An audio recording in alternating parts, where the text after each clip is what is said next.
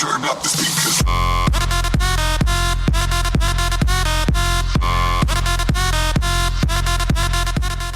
Happy Wednesday, Cougars. It's March the 23rd, and we got lots of different days for you today. First, it's Near Miss Day, which we'll explain that one in just a second. It's Melba Toast Day, because who doesn't like Melba Toast? It's so bland. And it's also Puppy Day. Yay, puppies. Everybody loves puppies. Unless your face was like mauled off by a puppy, and that, that's kind of a bummer. But they're cute, so that's fun. And then it's also Chip and Dip Day. So for another word on the Near Miss Day, here you go. Take a look at this. Hey everyone! On March 23rd, 1989, an Apollo-type asteroid passed within 700,000 kilometers of Earth. Upon its discovery on March 31st, the asteroid created a short-lived media hysteria. Although the media did over-exaggerate the near miss, the 300-meter asteroid was capable of causing severe damage. The impact of 4581 Asclepios would have been equivalent to 20 Tsar bombs, ejecting millions of tons of dust and debris into the atmosphere.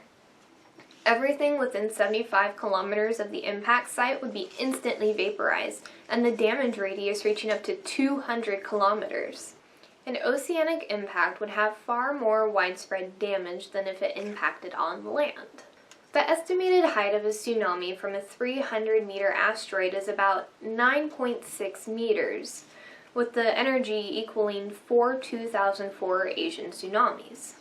An asteroid-created tsunami is very difficult to calculate when it comes to damage. However, it is estimated that as long as the meteor is under 1 kilometer, less than 1% of the population would die. The effects from such an impact would be felt globally over a matter of weeks rather than months or years. The agricultural industry would be temporarily suspended, and the sun would be darkened for a period of weeks. Scientists have concluded that an asteroid must be, at its minimum, 1 kilometer in length before it's capable of causing severe damage upon the human population. In order for an asteroid to cause an extinction-level event worthy of a doomsday movie, it has to be at least 10 kilometers in diameter. Throughout Earth's history, of the 5 ELEs that have occurred, only 4 of them were caused in part by asteroid impacts.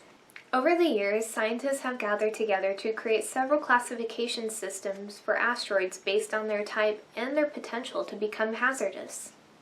Annaton's asteroid has a semi-major axis less than 1 AU, with an aphelion greater than 0.983 AU. When the orbit of an Atton type no longer crosses with the Earth, it is reclassified as an Atira asteroid. Amur asteroids have a semi-major axis greater than 1 AU, but less than 1.524 AU. Its closest approach to Earth is at its perihelion, but never crossing the Earth's orbit. Apollos have a semi-major axis greater than 1 AU, with a perihelion less than 1.017 AU.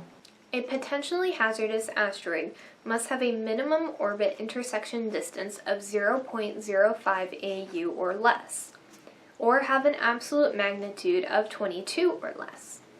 Asteroids that cannot get any closer to the Earth or have an absolute magnitude greater than 22, they are no longer classified as a PHA. The IAU currently uses the Torino scale to place objects within a threat range, from 0, no chance of collision, to 10, global climate catastrophe. The asteroid remembered on Near Miss Day is not the only near miss Earth has ever had, nor will it be the last one.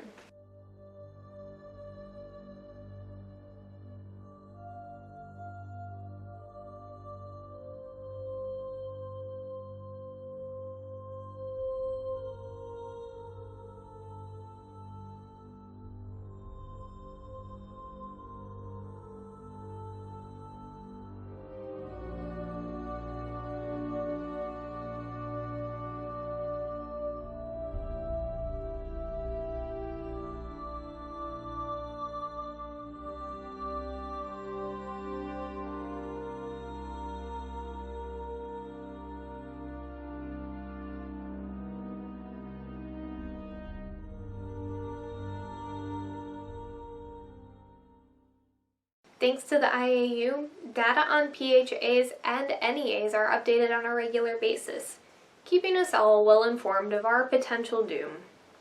Have a wonderful near miss day, everyone, and don't forget to eat some space cake.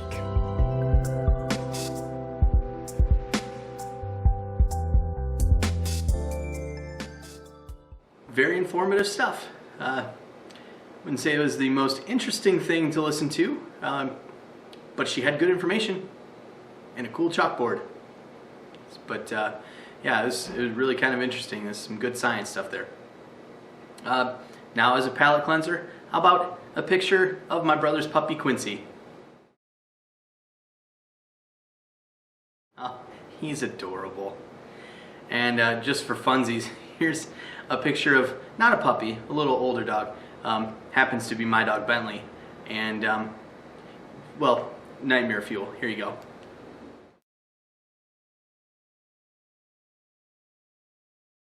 Terrifying, right? Awesome. Yeah, let's go back to the palate cleanser. Here's Quincy one more time. All right, there we go. We got that all out of the way. Thanks for joining me for WJHS News. I'm Mr. Kazmaier. For lunch today, Cook's Choice, assorted healthy fruit and milk. We'd like to wish a happy birthday to the following students. Zoe Doug. We got any greasers and socks out there? Sure hope so, because tomorrow is our 1960s sock hop presented by the Language Arts Department. Cost to get in is just $1 or an item to donate to the Toledo Area Humane Society. And you can also bring extra money too, because we're going to have the concession stand open for you to buy snacks. We'd love to see everybody dress up in their leather jackets and white t-shirts or their poodle skirts and sweaters. Hopefully we'll see everybody there. Have a fantastic day, everybody. Quincy!